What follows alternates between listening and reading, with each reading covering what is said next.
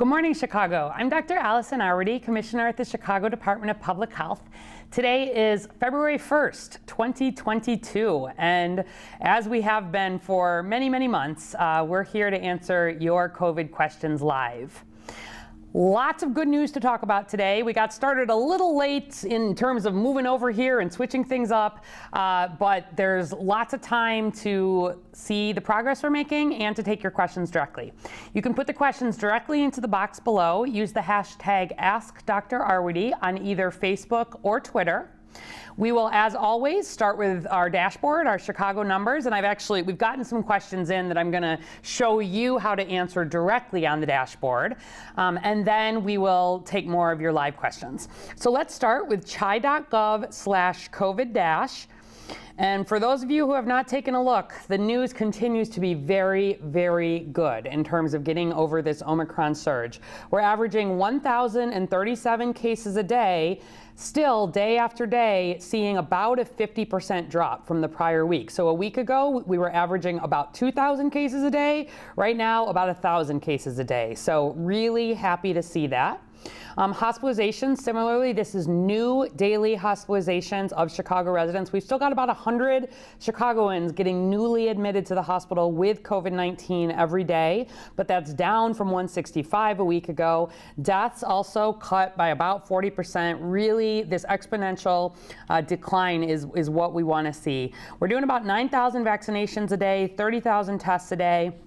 And our positivity, yay, is back under 5%. It's at 4.5%. Very happy to be back in that range. So I wanted to just answer a couple of questions that people had sent in right off the dashboard to show you how you can answer them. So Lee Mabry White from Facebook asks, how many people have died from COVID this year so far?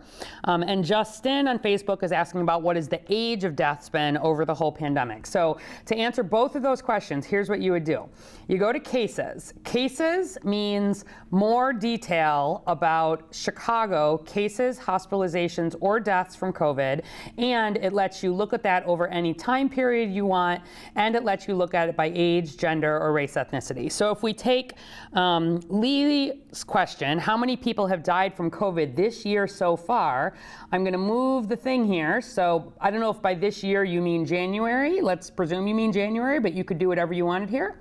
So let's say we move it to like, let me just type it in. If we move it to like January 1, 2022,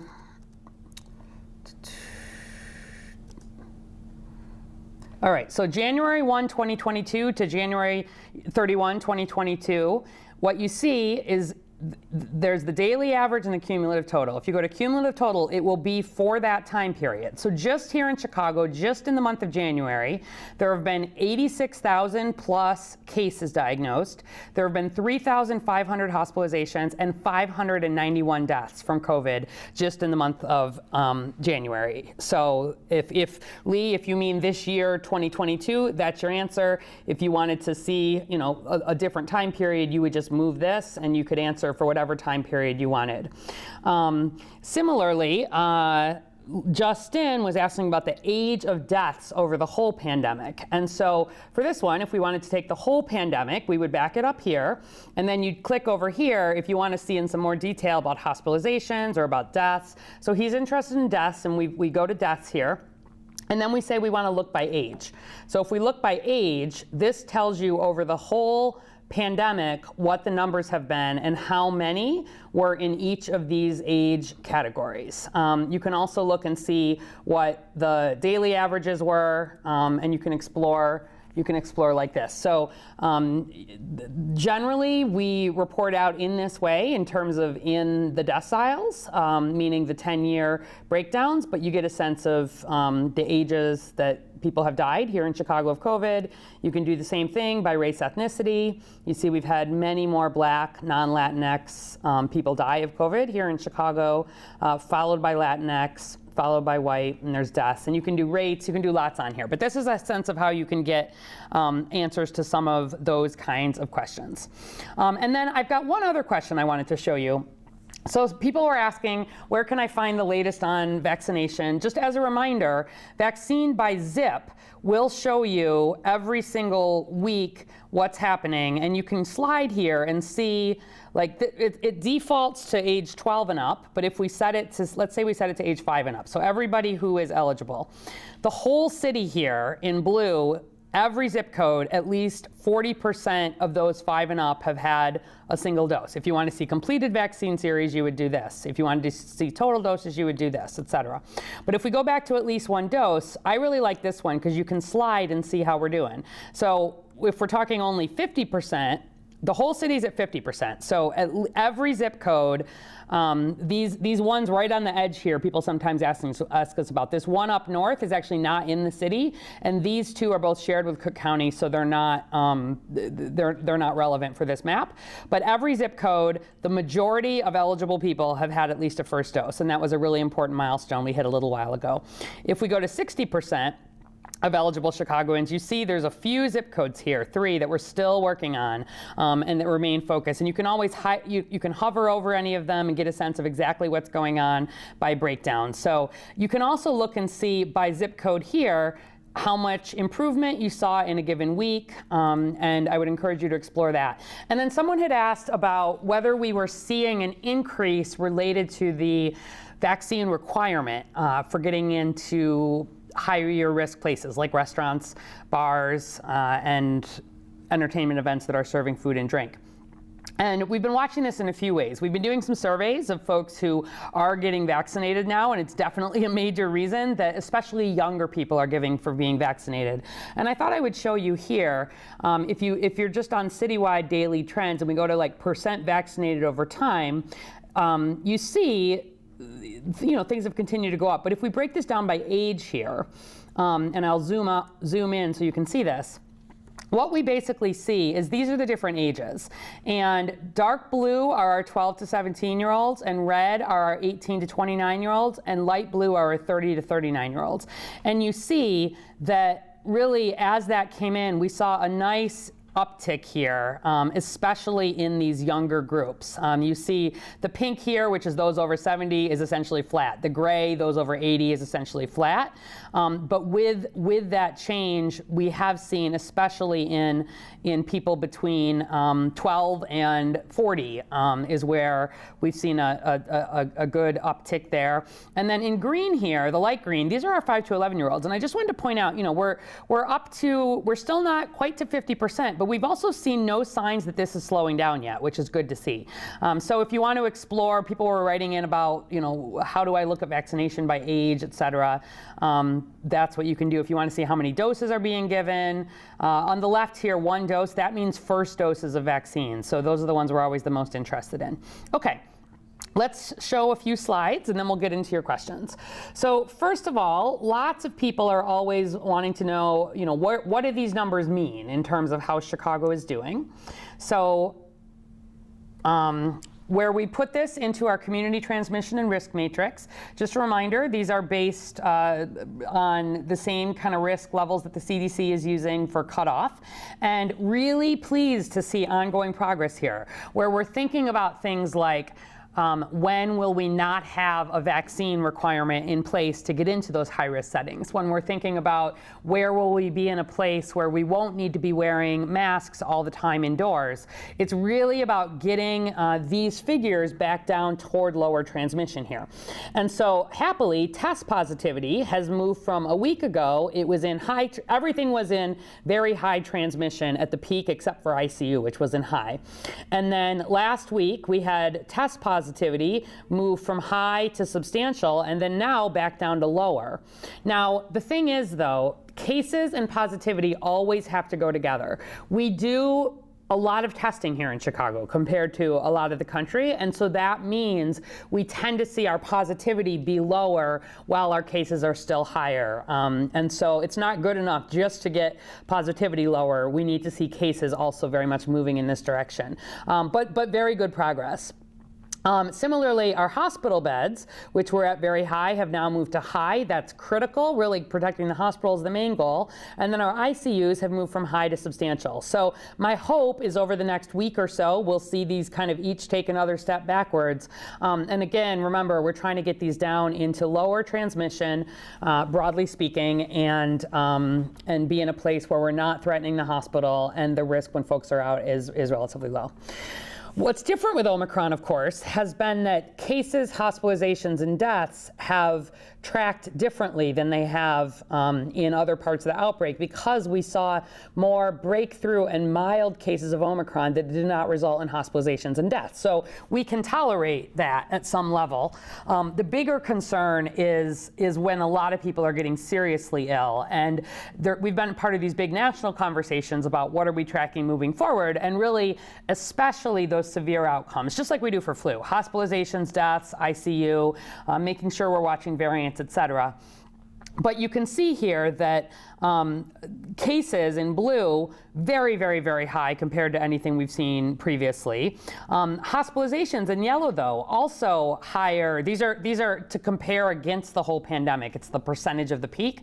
You know, we had the most hospitalizations from COVID during Omicron that we'd had at any point prior to that, and a large percentage of those folks unvaccinated, which is why we continue to focus on vaccination. It remains the most important thing for getting past this and for keeping people from severe outcomes. And deaths, you can see, you know, our worst deaths were right at the very beginning, and then in comparison, the deaths in this surge have been more consistent with what we saw last year. However, last year there was not a vaccine available, and again, by far the biggest risk factor for hospitalization or death is being unvaccinated.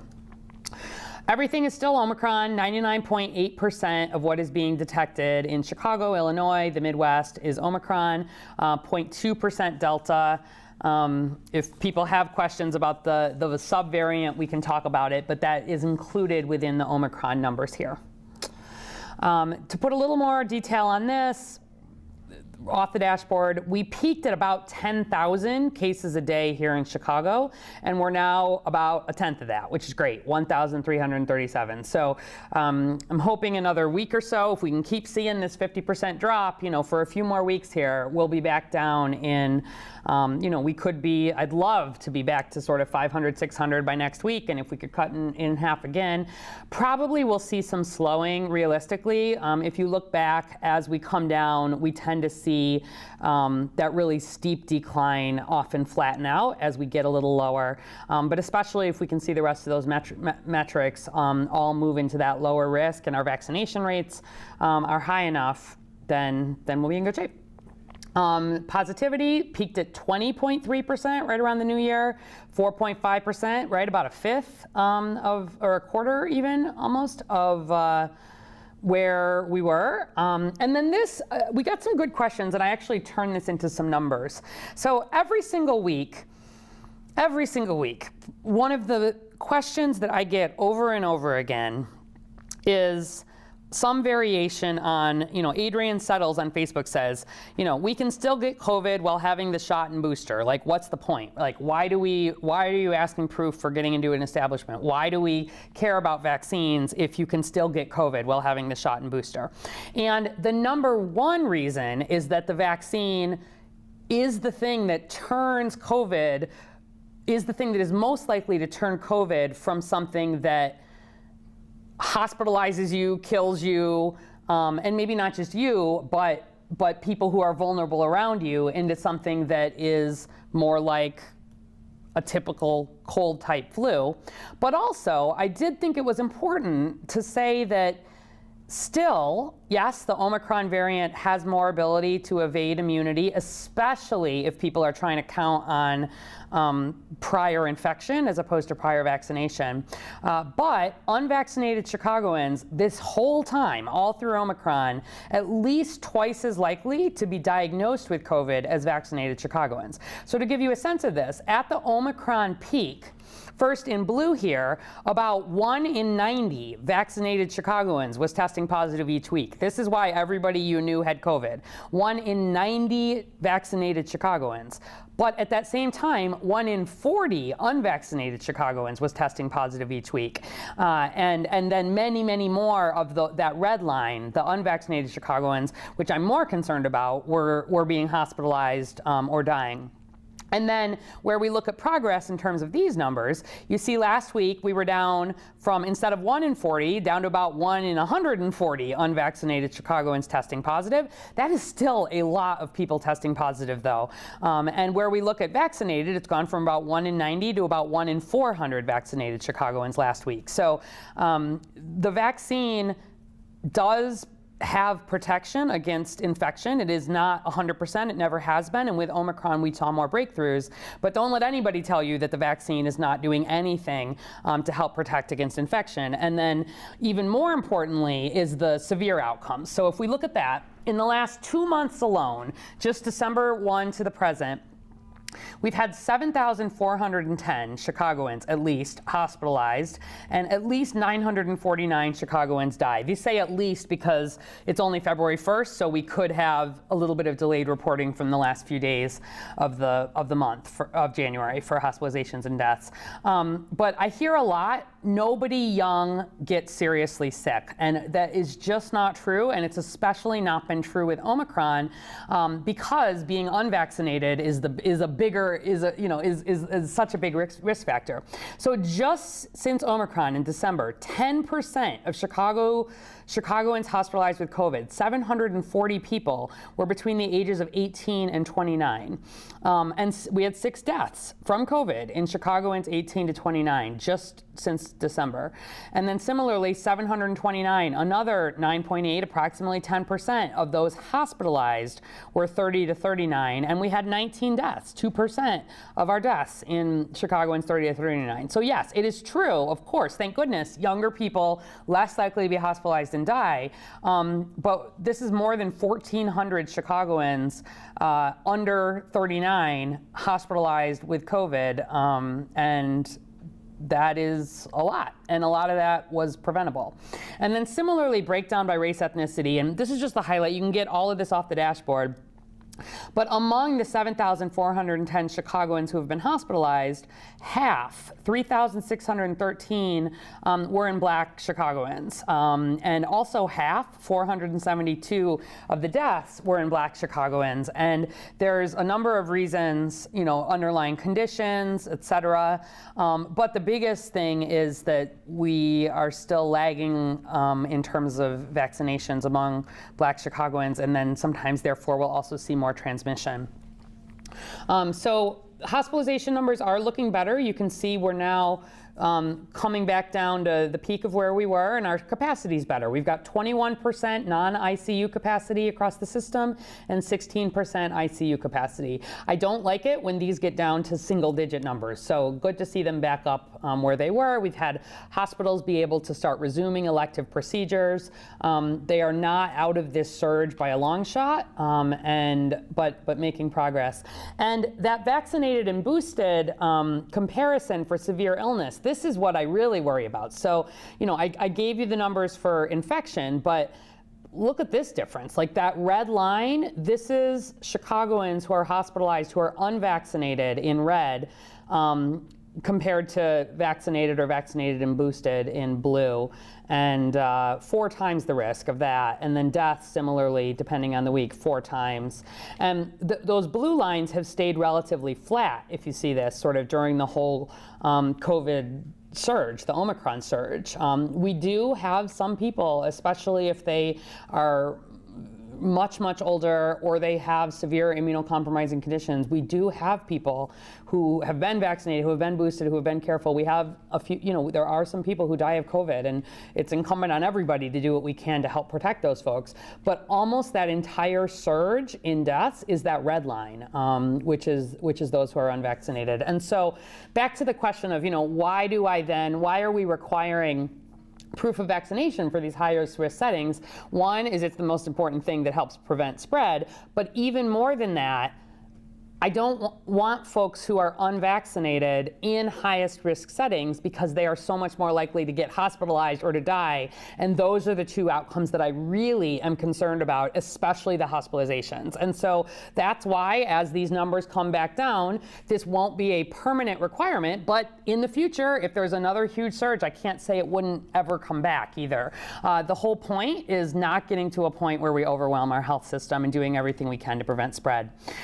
We hit a lovely benchmark here, 77%, as you know, for our 77 communities. This is a number that we've been focused on. Back last year, we hit the benchmark for 77% of eligible Chicagoans getting at least that first dose of the vaccine. But in the last week, partly because of some of the new requirements, we've hit that benchmark for our more stubborn when it comes to moving vaccination rates.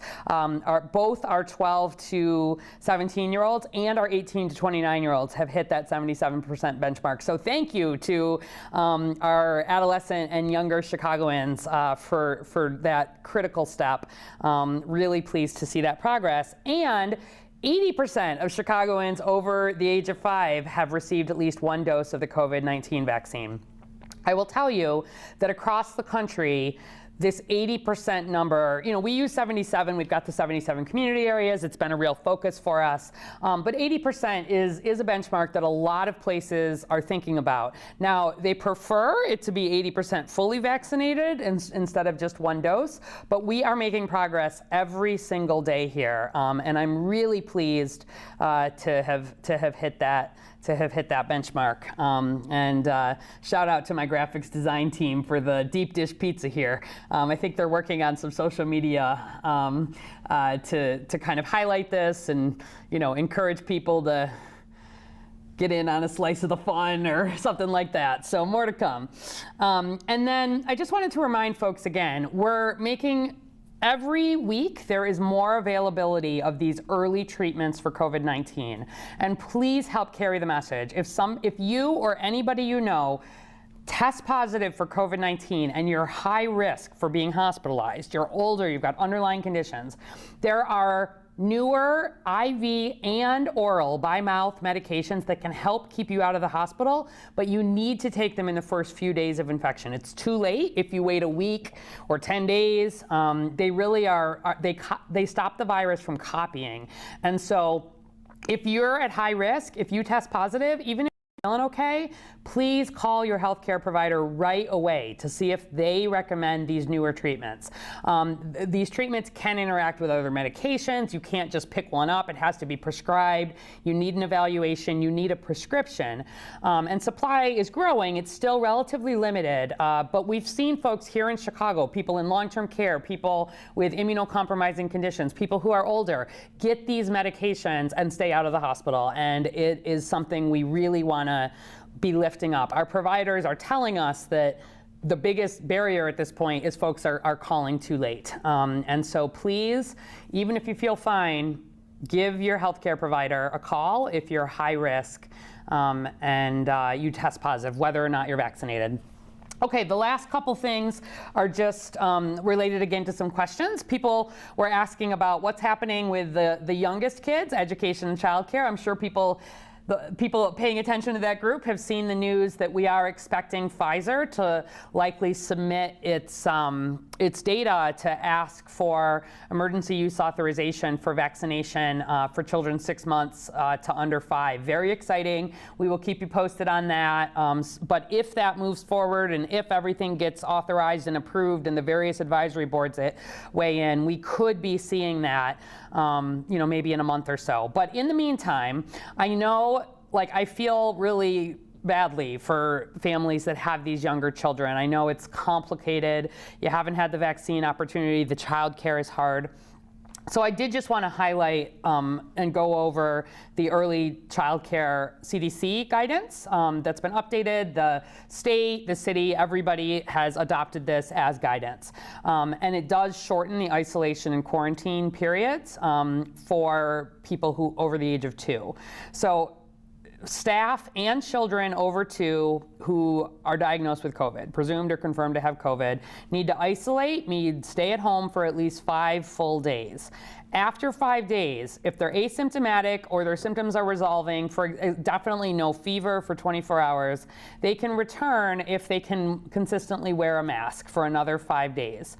And then on the quarantine side, staff and children in these settings who are close contacts, if they're totally up to date with vaccination, for the staff, for example, they don't need to quarantine. That's true in all settings.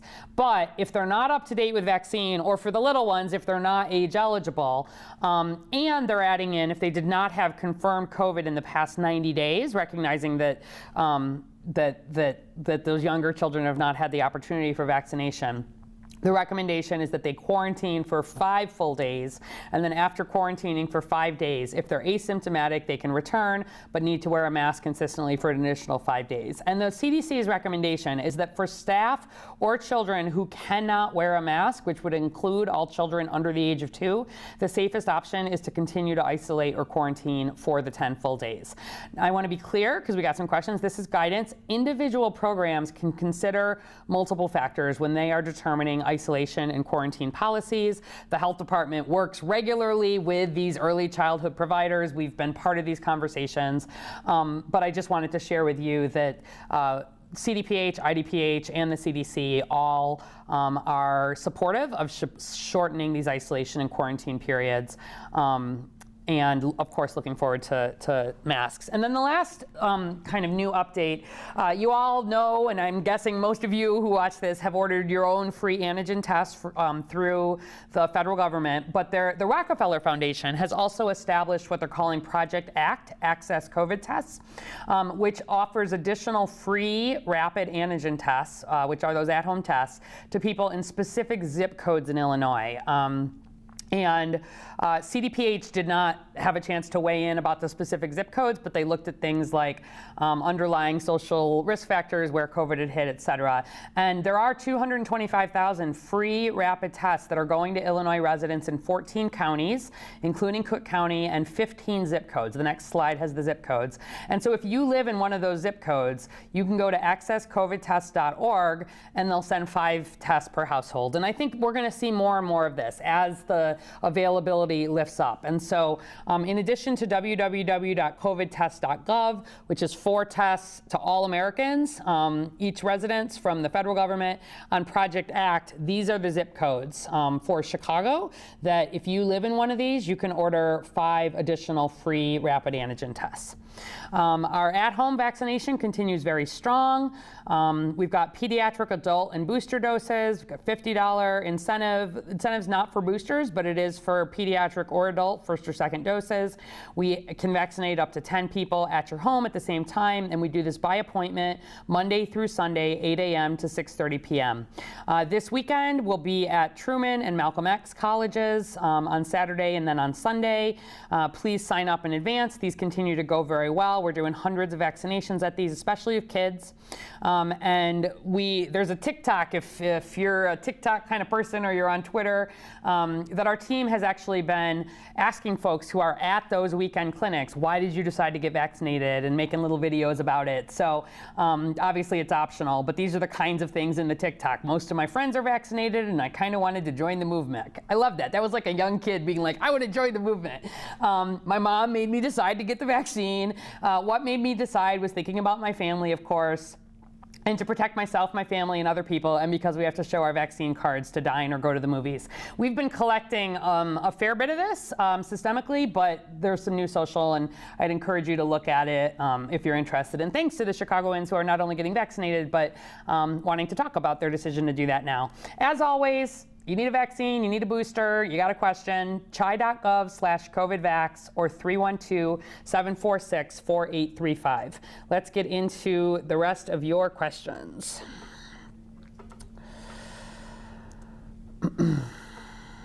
Okay. Lisa Balde-Veneri, lots of questions about quote-unquote stealth Omicron. My goodness, you folks are interested in this. Okay, we will talk about this for sure. So I've got Lisa Balde Benaria on Facebook. Are COVID vaccinations effective against the subvariant everyone keeps talking about? What are their symptoms? Is there anything we should know? Alexandria Deanne says, I've read that stealth is bringing back some of the Delta symptoms like loss of taste and smell, maybe even COVID toes again. Maybe we phased out those symptoms with Omicron. Is it true they may be coming back? Sammy Carrillo from Facebook. Should children in CPS be worried about the new subvariant? Becca Wood from Facebook. How bad do you think stealth Omicron will get? Similar trajectory to Omicron. How should we prepare? Kristen Korkowski on Facebook. Is risk going to decrease soon? What about the subvariant? And Richard Kane from Facebook. If these new variants are worse than COVID-19, why isn't there a need to go back in the house like 2019? Okay, that is a lot of questions. So I'm going to answer them all together. And this is actually why I love getting these live questions, because it helps me understand like what people are thinking about and even frame the messaging we're trying to put out. So thanks everybody who's not just watching but putting these in. Okay, so let's set a little bit of background and hit some of these questions along the way. The quote unquote stealth variant or stealth Omicron, stealth is a term that the media used. It is not a scientific term, and this is not a hard subvariant to find, okay? The reason why they use stealth, A, it sounds exciting, but also B, there is one screening test that you can do in the laboratory before you do the genetic fingerprinting that it may or may not show up on. However, it shows up just fine, based on everything we know at this point, on rapid tests, home tests, antigen tests, PCR tests, all the regular tests that you're doing in the field. It also shows up just fine on all of the variant testing that we do kind of behind the scenes in the laboratory. So no concerns at this point about not being able to detect this. So on Alexandria's question about symptoms and Lisa's about symptoms, so this is still just Omicron, okay? It has not been named a new variant of interest or a variant of concern. It's counted within Omicron. There actually are 3 subvariants of Omicron. There's BA.1, BA.2, and BA.3. And BA.1 is kind of the original Omicron. And BA.2 is like a little bit of a change, but not enough of one that they're calling it a new variant. It's still considered Omicron at this point. And BA.2 has been found all over the place. It's been found in like more than 40 countries. It's been found in a lot of states here. And yes, it was detected for the first time at Northwestern this time in Chicago, the first one in Illinois, just a few days ago. And we're watching this because there are some countries like Denmark that have seen BA.2 be close to half of the Omicron cases. So BA.1, BA.2, BA.3, they're all part of Omicron, but we're not clearly seeing different symptoms. So Alexandria, to your question about the taste and smell and COVID toes, there are still plenty of people getting loss of taste and smell, or maybe even COVID toes, if you will. You can still get those symptoms even with the Omicron variant. What's been different about the Omicron variant is so many more people, especially if they're vaccinated, are having a very mild illness. And so they're less likely to have symptoms, significant symptoms at all. And in a lot of people, because Omicron moves so fast, and this would be the same whether it's Omicron BA.1, Omicron BA.2, Omicron BA.3. BA.2 is the quote unquote stealth. No matter what, it moves so fast that it does a really good job of infecting your nose, kind of your upper airway here, which is one of the reasons why we think we're getting so many positive tests. But your immune system still has the ability, it's not all about the antibodies in your nose here, to come in sort of behind that and kill off infected cells in your nose. And it does a really good job, if you're previously vaccinated, of helping to keep the COVID sort of more confined to your upper respiratory tract, kind of like a cold is, as opposed to when somebody gets really seriously ill, it has a chance to multiply enough and get down into your lungs, and it moves from being a cold to becoming a pneumonia. Pneumonia just means infection in your lungs. You can get a viral pneumonia with COVID. You can get COVID infections that infect your whole body. And so I would not encourage people to think about different symptoms being with one strain of COVID or the other. We can and continue to see the whole range of COVID symptoms that can present with the different variants. More consistently with Omicron, we've been seeing mild symptoms. So often we're seeing people present with cold, runny nose, sore throat is quite common. Again, especially in folks who have been vaccinated before, or perhaps very recently had COVID infection. But we are definitely seeing people get reinfected with Omicron within 90 days. Like, that's happening quite a lot. There seems to be very little protection against Omicron infection for people who are counting on natural immunity.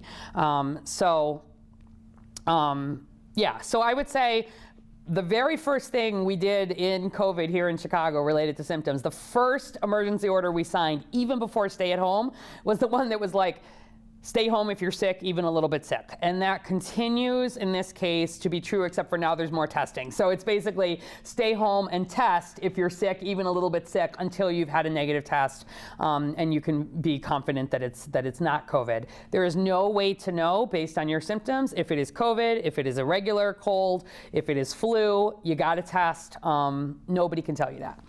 And so should children in Chicago public schools be worried, and are COVID vaccinations effective? Yes. So the good news is that the COVID vaccinations continue to show good effectiveness, both against infection and then more importantly against hospitalization and death. Are they 100%? Of course not. This is that's why I've been sharing that data. But we saw the protection, especially when somebody gets boosted. Get boosted, please, if you haven't, for even infection, jump back up to sort of the 70% range. And so I'm not worried. It's not I wouldn't consider it a new variant at this point. The UK considers it a variant under investigation. We're certainly watching it and monitoring it, but I would not at this point say very clearly that this is going to be a huge, kind of a huge wave, because we've seen places like the UK where even with quite a lot of BA2 there, we haven't seen it had a major impact on especially hospitalizations, deaths. So more to come there, but there's nothing you need to do differently about quote unquote stealth Omicron than you need to do differently about Omicron, and there's nothing you need to do differently about Omicron differently than you did for Alpha or Beta or Gamma or any of the rest of it. Get vaccinated, get boosted if you haven't, and while the numbers are high like they are now, be wearing the masks indoors. That's part of why we have that requirement. Be especially careful for those who have underlying conditions, and do things that we can to help keep things safe. But I would expect, some of the experts think we may see some, this really dramatic drop that we've been seeing has been amazing. 50% week over week after week. I expect that will tail off a little bit. Will some of that be from BA2? It might. And I don't have a crystal ball, so I can't completely say what the next few weeks will come. But to Richard Keynes, if these new variants are worse than COVID-19, why don't we need to go back in the house like 2019? I like this question. If COVID-19, I think you mean the original version of COVID-19, had shown up like Omicron, like back in early 2020, this would have been even more catastrophic than it was. The only reason why we're sort of doing reasonably okay is because of the vaccine. Before we had a vaccine available, before we had any people who had previously had COVID, no natural immunity, et cetera, if COVID had shown up initially this infectious and this able to still put people in the hospital and kill them, especially unvaccinated, it would have been even more catastrophic. But given that the reason I show that data, we see that especially in those who are vaccinated, the deaths have remained relatively flat. The hospitalizations have gone up a bit, but we can handle it. we have the most important tools between vaccination and new treatments to help keep people out of the hospital. And so we don't need to do these societal, huge shutdowns unless a variant emerges where the vaccine isn't protective, right? And all bets are not off there. That's why we want to limit spread where we can, continue to work on vaccinating the world. But the risk just is different now. If you've been vaccinated and you've been boosted and you're being careful, and those around you have been. Okay.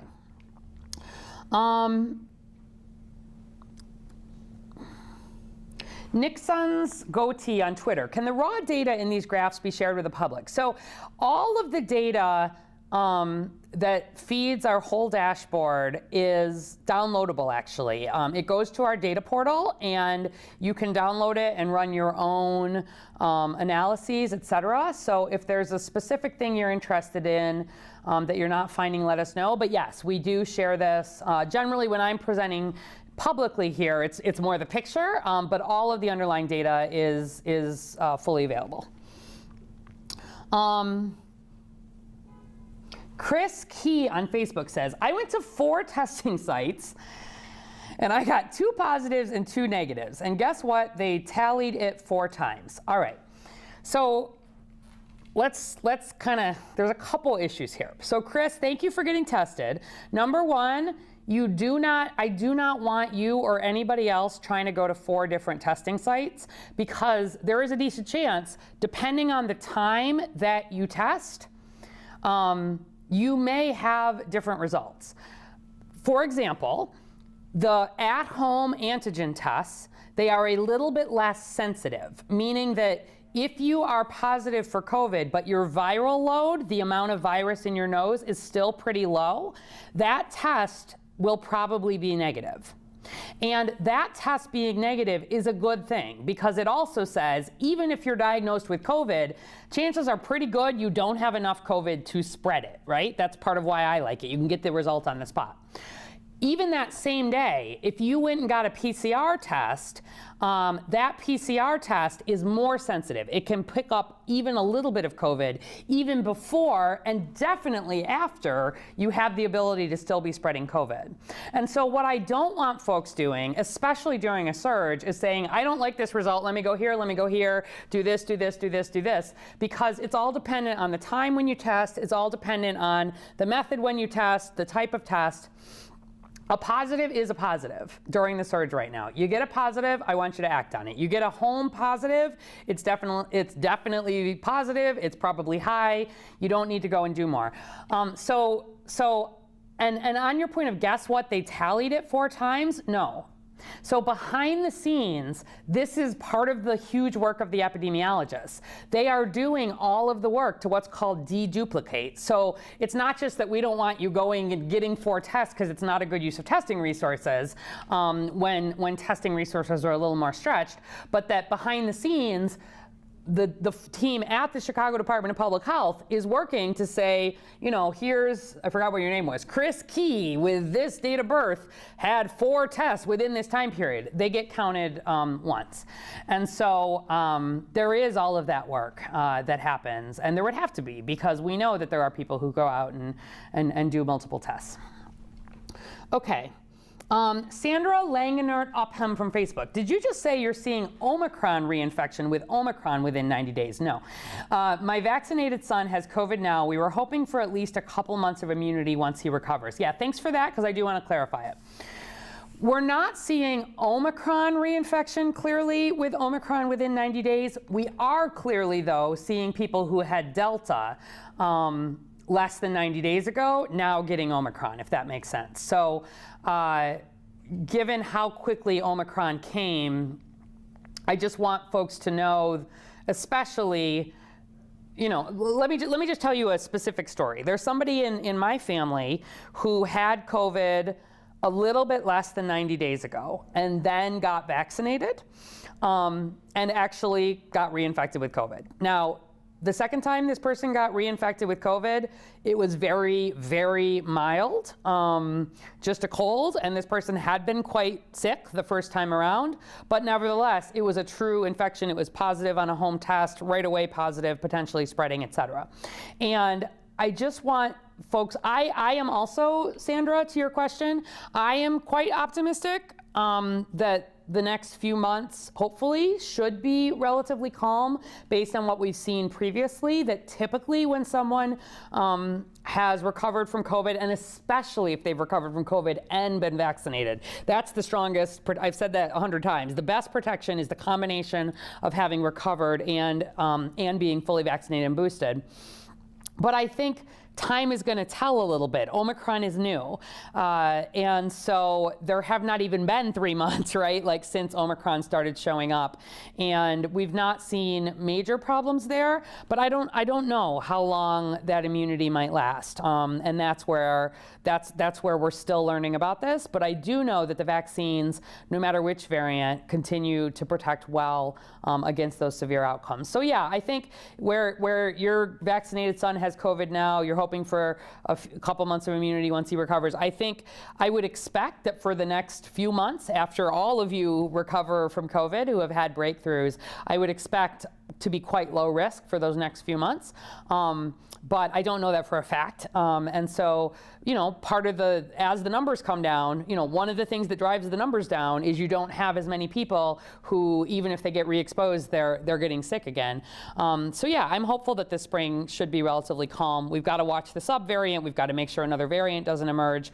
But yeah, I didn't mean to worry you. I was talking about people who had Delta and then clearly got reinfected with Omicron within 90 days. All right. Belinda Jackson on Facebook. Hello, I have been vaccinated with 2 doses of the Pfizer vaccine in January 2021, good job, and my booster September 25, 2021, also good. I am 66 years old and diabetic. Will I be needing another vaccine or booster soon?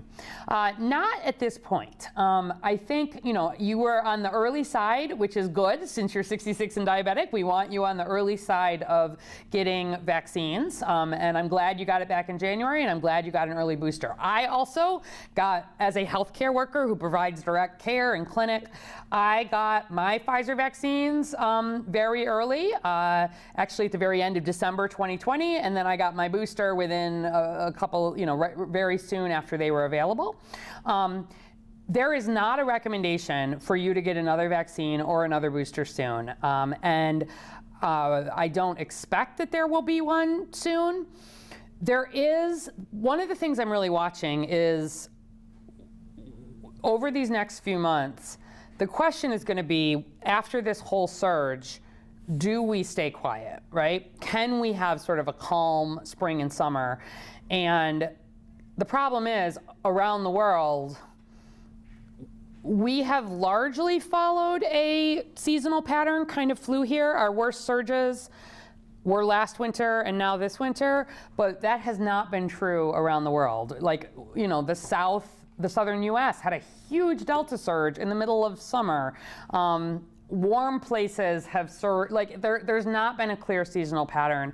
And in the absence of a clear seasonal pattern at this point, it makes it a little bit hard to sort of plan for sure what may be needed. Might we be at a point, depending what happens next, where there is a vaccine that is reformulated to include a lot of the, to be even more specifically protective against the COVID that has some of the little changes to the spike, et cetera, that we've seen, not just with Omicron, but with all of the variants to date. There might be. Might that be an annual kind of a booster, kind of like we get with the flu? Might there be a combined, once a year, where there's a flu COVID booster? There might be. I just don't know yet. But I can tell you, you should feel secure in your current vaccination. You are up to date with vaccine. I do not recommend a fourth or going out and trying to get additional tests. I do not recommend trying to get an antibody test to see if you're protected. I recommend knowing that you've done the most important thing and being glad the numbers are coming down and being part of us being able to hopefully continue to stay open here. All right.